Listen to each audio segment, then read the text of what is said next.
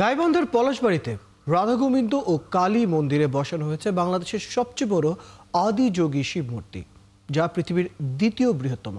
28 foot উচ্চতার এই মূর্তিটির ওজন 3 টন।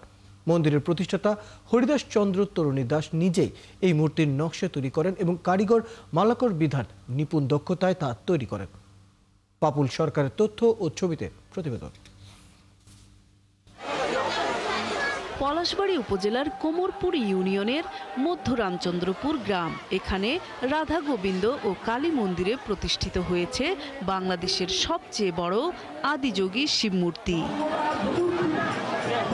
শিবমূর্তি দেখতে মন্দিরে ভিড় করছেন দেশের বিভিন্ন অঞ্চল থেকে আসা শত শত পুণ্যার্থী।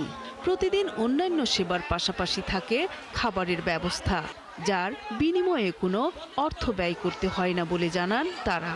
এখানকার পরিবেশ এত সুন্দর, এতই ভালো লাগতেছে যে আমরা সকল ভক্তরা এসে আমরা সকলের দর্শন পাচ্ছি, প্রসাদ ফ্রিতে আমরা পাচ্ছি। একসাথে এতগুলো মন্দির আমরা আগে কোথাও দেখিনি। এখানে কালী মন্দির, শিব মন্দির, আরো অন্যান্য রাধা গোবিন্দ মন্দির, অনেক মন্দির এখানে আছে। আমি আমার বাবার সাথে এসেছি, এখানে আমি অনেক ঠাকুর দেখেছি, আমার এখানে অনেক ভালো লেগেছে। এই প্রথম আসলাম, আমরা বগুড়া থেকে আসছি। মহাদেবের মন্দির এবং রাধা গোবিন্দের মন্দির, এত বড় মন্দির উত্তরবঙ্গে আর একটাও নাই।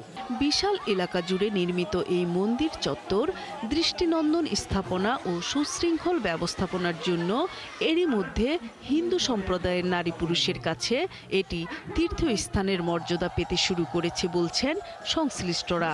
বাংলাদেশের ভিতরে যে এরকম একটা ভাইরাল মহাদেবের মন্দির আছে, এটা আশ্চর্যজনক ব্যাপার। পূজা উপলক্ষে যত আত্মীয় স্বজন আসছে তাদেরকে দেখানোর জন্য আমরা এই কোমরপুরে এই মন্দিরে এসেছি। শান্তি, শৃঙ্খলা, ভালোবাসা, এটাই চাইলাম। মন্দিরের প্রতিষ্ঠাতা বলেন, এটি পৃথিবীর দ্বিতীয় বৃহত্তম শিব মূর্তি। 28 ফুট উচ্চতার এই মূর্তিটির ওজন 3 টন। তিনি নিজেই এর নকশা তৈরি করেছেন, আর এর কারিগর মালাকর বিধান মহন্ত নিপুণ দক্ষতায় তৈরি করেন এই শিব মূর্তি। চিন্তা করলাম যে পৃথিবীতে এমন একটা কাজ করে যেন আমি পৃথিবী থেকে চলে যেতে পারি, সেটা হলো ধর্মের জন্য কিছু করা, এই সনাতনীদের জন্য কিছু করা। তখন আমি চিন্তা করলাম যে আমার গ্রামে সুন্দর একটা মন্দির করব, যে মন্দিরের মধ্য দিয়ে আমি আমার সনাতনীদেরকে ঐক্যবদ্ধ করব। পুরো মন্দিরটি 128% জমি নিয়ে প্রতিষ্ঠিত। এতে নির্মাণ ব্যয় হয়েছে প্রায় 17 কোটি টাকা। নূর তাজমিন নীর, 71।